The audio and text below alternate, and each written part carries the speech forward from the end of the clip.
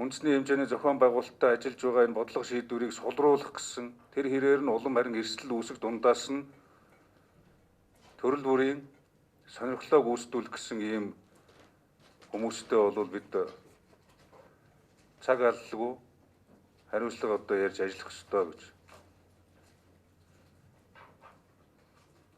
Тэгээд дор бүрнээ энэ мэдээлэл та бүхэн маань бас тараах хэрэгтэй. Тэгээд нийслэлээс энэ орон нутгийн нийслэлийн хэмжээнд үйл ажиллагаа явуулж байгаа жижиг дунд бизнес эрхлэгчид, өрхийн аж ахуй эрхлэгчидтэйгээ бат баясгалан дарга бас уулзалт яриа зохион байгуулж нийслэлээ шаардлагатай дэмжлэгийг үзүүлнэ. Бүх айл өрх иргэдэд хүргэх худалдаа үйлчлэгээний байгууллагуудаар худалдах, заавал аптекээр энийг худалдах одоо асуудал байхгүй шүү дээ. Хүнсний дэлгүүр хоршоо одоо хаана ямар үйлчлэгээний газрууд байдгийг бүх газраар энийг хангах ажлыг зохион байгуулж ажиллах одоо ажлууд эхэлсэн байгаа.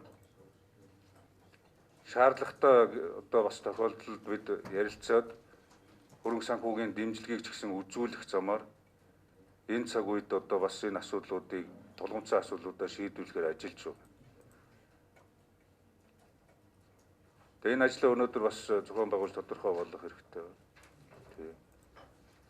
Тэгээ дахиад одоо хариуцсан чиглэлээрээ бас хяналтын цэгүүд дээр өшөө сайн анхаарал тавьж ажиллах ёстой.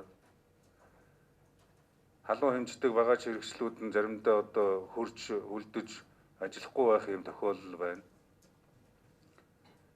Хэмжилт хийж байгаа асуудал дээр бас ямар нэгэн алдаа гарч болохгүй учраас мэргэжлийн байгууллагын эмнэлэг эрүүл мэндийн онцгой цагдаагийн байгууллагын албан хаагчид бүгд одоо бас нөхцөл боломжоо бүрдүүлж ажиллах тал дээр шат шатандаа анхаарч ажиллах хэрэгтэй. Тэгээ бидний зорилго бол нийслэлийг эрсдэлгүй байлгах. Тийм учраас нийслэлийн хил хязгаар дээр хяналтаа тавьж байгаа гэдгийг иргэддээ бас өшөө сайн ойлгуулах хэрэгтэй. Өчигдөр бол иргэд маш сайн ойлгож хүлээж авч байна. Хүлээцтэй байна. Өөрсдөө бас одоо дэмжиж ажиллаж байна. Гэхдээ энэ бол одоо бүх зүйл сайхан байна, хангалттай байна, эрсдэлгүй байна гэсэн үг ерөөсөө биш. Биднэрт эрсдэл хизээж орж ирж магадгүй.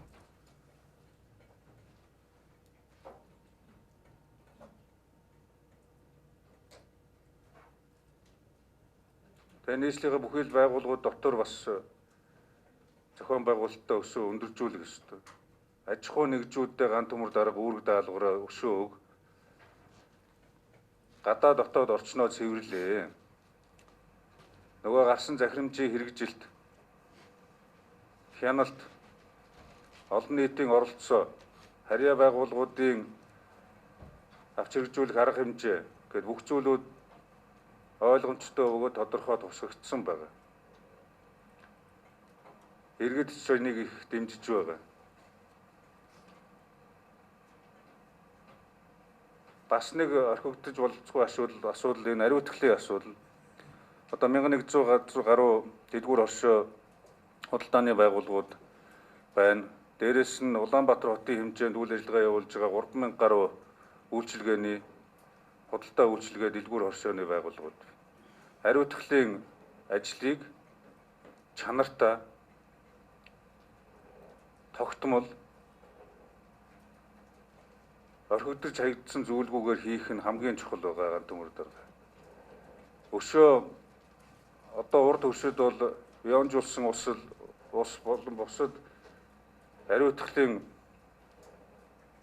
хэлбэрүүдийг хэрэгжилж байгаа. Манайд гэхдээ энэ сэрүүн хүйтэн орчинд аль нь өшөө болох юм. Одоо энэ уламжлалт ариутгахлын шийдэл технологи хэрэгслүүдээс өөр судлах, бэлэн байдлыг хангах ажлыг бас зохион байгуулж ажиллах хэрэгтэй. Нийслэлийн хэмжээнд